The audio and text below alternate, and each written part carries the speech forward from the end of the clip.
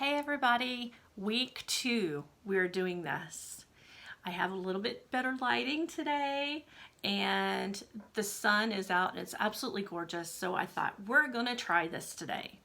And honestly, I'm pre-recording it to see how that works because honestly, for my schedule, it would be easier for me to record 2, 3, or 4 of these and be able to put them up once a week rather than me try to squeeze you in every week. But we're gonna see. We're gonna see what works best. This is honestly a learning process for me.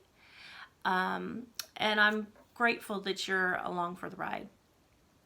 And today I want to talk to you. I think last week we talked about how we can really get caught up in all of the different things we worry about, all the thoughts that we have.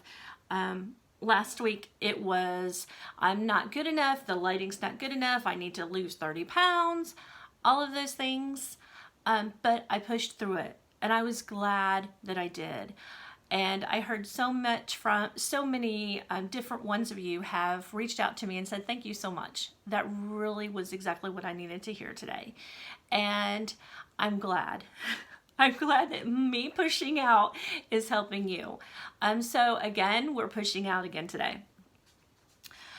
But one of the things that I have noticed with the people around me, just conversations that we've had, even Facebook, we're filled with so much worry and anxiety, even analysis paralysis lately, whether it is because of a bad report, maybe a health report, maybe it's a big decision with jobs or those kind of things. Even myself, there's been some different things that's happened that my brain just triggers off and says, oh, and it goes straight to the bad. It goes straight to the negative. Why do we do that? We always tend to go straight to the negative. But the scripture that always comes up when we're talking about this, or when I think about this, is Romans 12:2. Romans 12:1 is where it says, present your body as a living sacrifice, holy and acceptable. Then 12:2, then it says, don't conform to the world, but be transformed by the renewing of your mind, so that you may be able to know what the perfect good and acceptable will of God is. So I want to talk to you a little bit today about conforming and transforming. A great example that I have to have visual images to be able to understand some of these concepts. And for me, conforming would be like water. Water would be, you put it into a container and it will take the shape of any container that you put it in.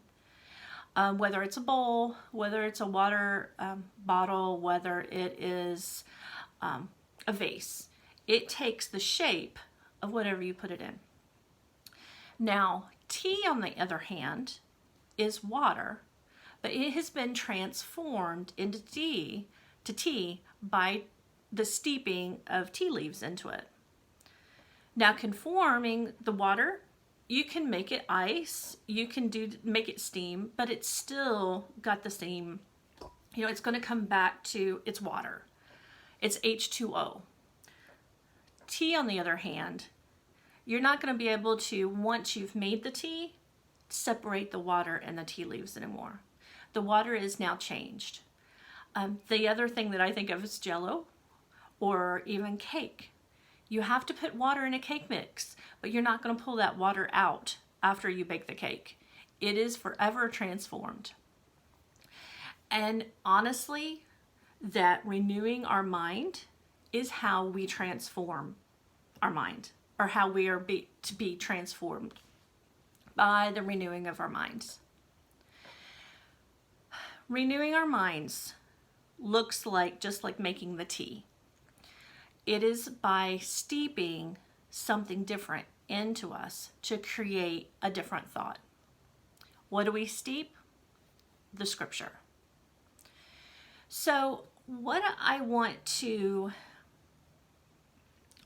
you to think about today is those thoughts that are swirling in your head today the anxieties, the worries, the situations that these things are around. What does the Word say about it? Yes, I know you're thinking the worst, you're thinking this, you're thinking that, you're trying to analyze it and trying to figure out the situation, but you're seeing it from your point of view. What does it look like from God's point of view? The only way we're going to renew our mind is by steeping the Word into us so that we can no longer conform and react and think the way that the world does, but be transformed by the renewing of our mind through the Word. So what does it say? You know, if you're anxious, the Word says, be anxious for nothing, but everything be in prayer and submission. If it's decisions you need to make, you know, the scriptures say that He will lead, guide, and direct us. He will make our path straight if we trust Him with our whole heart. It's a matter of looking up the scriptures. I tell you what, Google is a great thing for that. What does scripture say about, you know? And not every scripture is fabulous, but not every situation will go towards your need. You need to find the ones that speak to your heart about your situation, how God sees it, what He thinks about it, and gives you instruction on it. When you start thinking those thoughts again, when you start going down that rabbit hole of, oh my goodness, I'm feeling this, so therefore this and this and this and this, you need to be able to pull out those scriptures and have them ready and memorize them so that when that starts to happen, when that situation or that swirling in our mind starts to happen, you have something that you can combat it with. That's how Jesus dealt with Satan in the wilderness with the temptations. He reacted with Word and what the Word said. So, today, rather than being like the world, conforming to how they would react, how the world would want us to think, look at what the Word says. Look at how God sees it. Look at what we should be seeing it for. Remember, we are responsible for renewing this mind. Although we can ask God for help, it's our responsibility to continue to feed ourselves with the Word, to renew that mind. So, we did it. This is one down, and I hope you've enjoyed it. I want to hear from you. If you have questions, if you have any kind of comments, I want to hear from you and see what needs to be changed. If you've got some different things that you want me to talk about, hey, let me know, okay? And until next week, take care of yourselves, ladies. Bye.